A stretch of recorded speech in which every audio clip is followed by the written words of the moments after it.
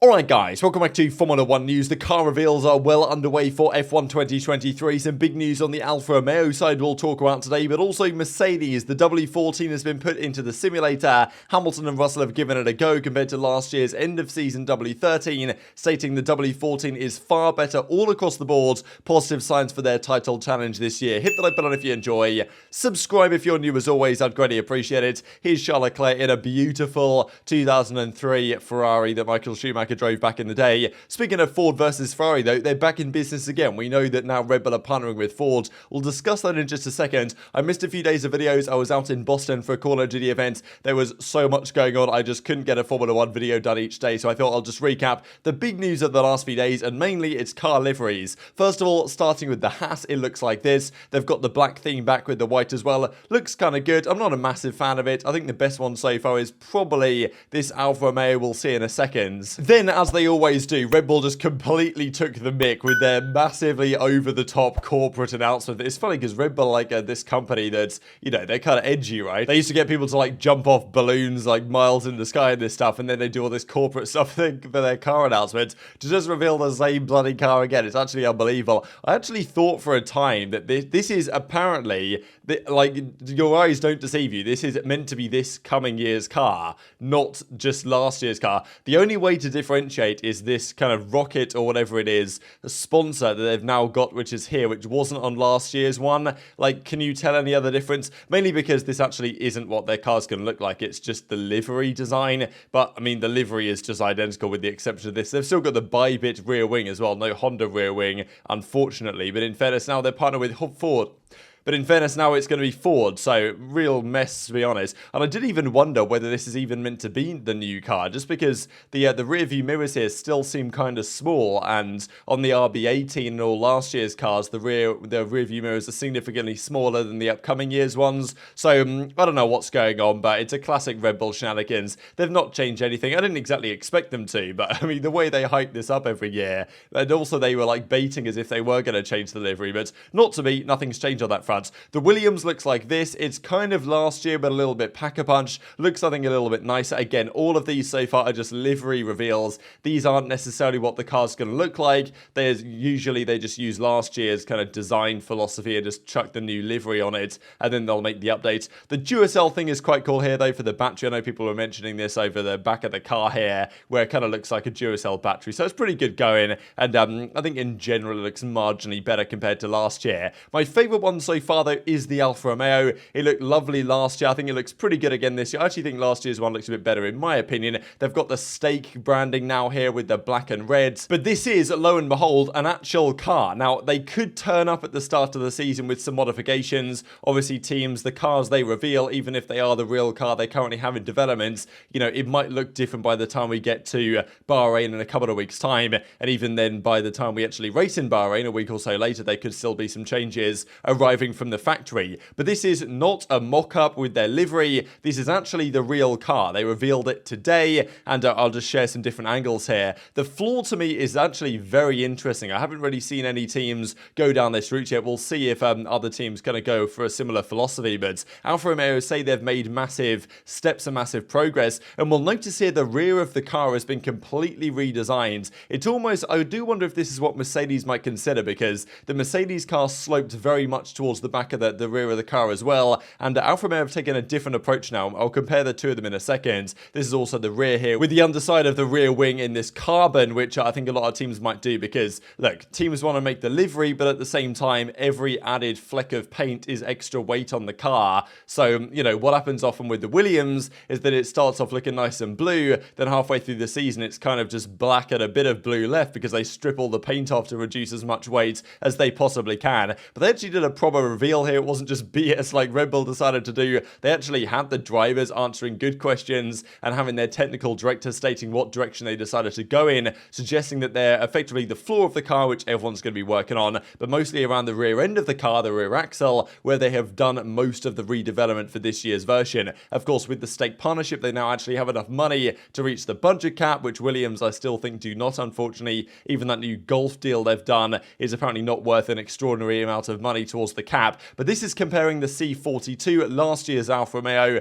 to this year's Alfa Romeo. Now, of course, last year's one started off very well, arguably because it was right down at the weight limit, whereas, well, the other cars weren't really at the time. But you guys can see the, well, this floor section here, like, it almost looks like a Bottas' wheel or something, to be honest, what they've got going on there with these kind of like vortex generators. But see how different the rear of the car is. Like, last year it just went all the way to a point. This year it's just straight back. And I wonder if, because Mercedes also have kind of a philosophy up here, you can also see if you look at the side pods, they look marginally more Ferrari-esque this year than they did last year. So probably an indication that Alfa Romeo taking some hints from the Ferrari, and I think for probably good reason. So like the look of this car, it's an actual car, so deserves more talking about than just delivery that we have seen on the other designs. Also to mention though, on the Red Bull Ford thing, because that was confirmed the other day, super weird this Red Bull situation, right? Because they were potentially going to partner up with Porsche. That didn't happen. Then Honda left and is now back in the picture. Red Bull's engines for the next few years, despite being Red Bull powertrains, are still kind of made by Honda. Now they're partnering with Ford,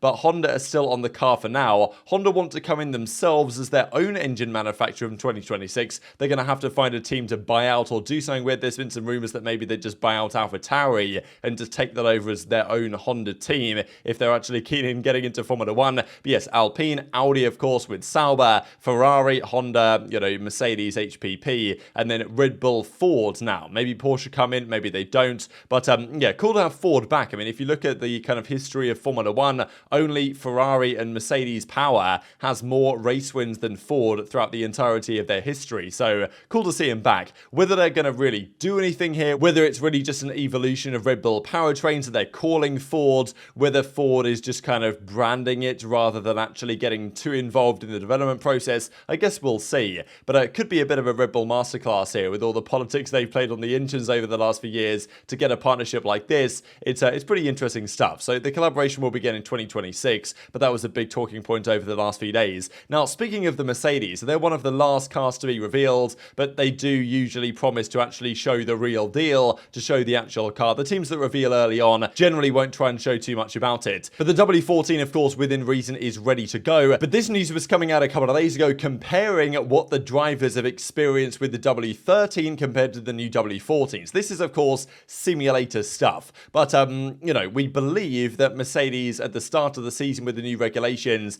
their simulator wasn't really, well, aligned with what happened on the track. However, having had a season with the W13, getting all the, you know, the things they got wrong and the data points of the entries and stuff like this with the new regulations, you'd imagine their simulator now is much more lifelike to reality than it was at the start of last season, when clearly they thought the W13 was going to be far better than it was. So either the simulator again is bogus and the W14 actually isn't going to be that good, or their simulations of reality when they plug the numbers in for their new car is much better aligned, which is more than likely how it's going to be nowadays. We saw Mercedes plenty of times over the season said, yeah, okay, we finally understand what's happening here. We finally have our simulator aligned with what's happening on track. So we'll see if that's the case with the W14, but they obviously made the car, they've put it into the simulator, and of course they've used the simulator to develop it along the way, and then Lewis Hamilton and George Russell have driven it in the simulator to see how it feels, to compare what happened at the end of season W13. This isn't the start of season W13, this is actually a quite competitive W13 at the end of the year that was able to win in Brazil, but still had, of course, some issues, certainly around Abu Dhabi, which they knew was going to be a bad circuit for them. They got absolutely bodied that weekend,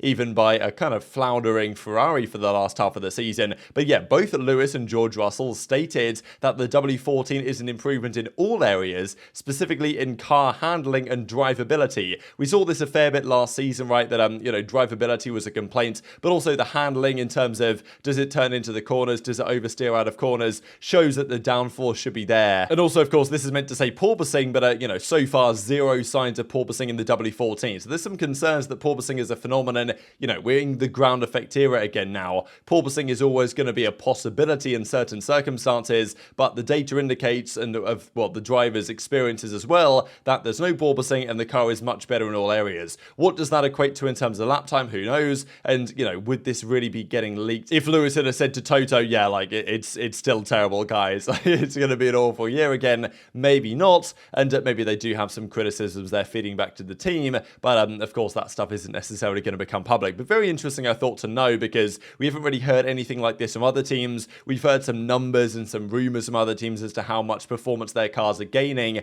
But yeah, we don't have any numbers like that really from Mercedes. But the idea of the drivers, feeling it's a much better and more consistent car, because, that was the thing with Mercedes last year, that they would drive the car one weekend, it'd be fine. Next weekend, it'd be terrible. Even between qualifying and race pace, or, practice and qualifying, there was a lot of variation in the W13. And also circuit specific, right, was one of their key problems around some of the circuits with the longer straight and the higher top speeds, where they would struggle. So, those are some key things they've got to address, and maybe this indicates that's exactly what is happening here. Now, one question that has got to be raised, though, is what's going to be the colour of the car? People want to know, is it going to be a black livery again? Is it going to stay a silver? Mercedes have been teasing a return to a black livery potentially. This came out just the other day here, Black Car Appreciation post, but just today they tweeted this out, silver arrows forever, with, the silver W13. So, we'll see, right? They maybe were teasing it was going to go back to black a little bit too much, and now they're going to say, okay, no, it's still going to be silver.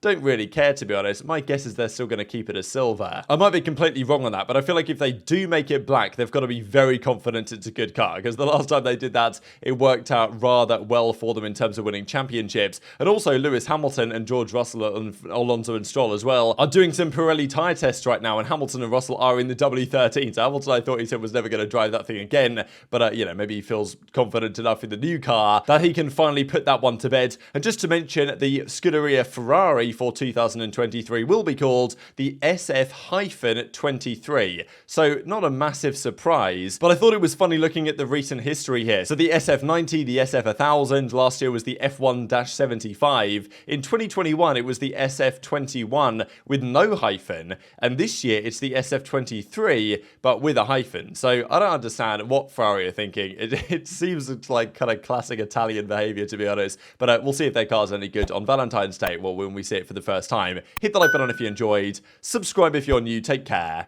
and I'll see you next time.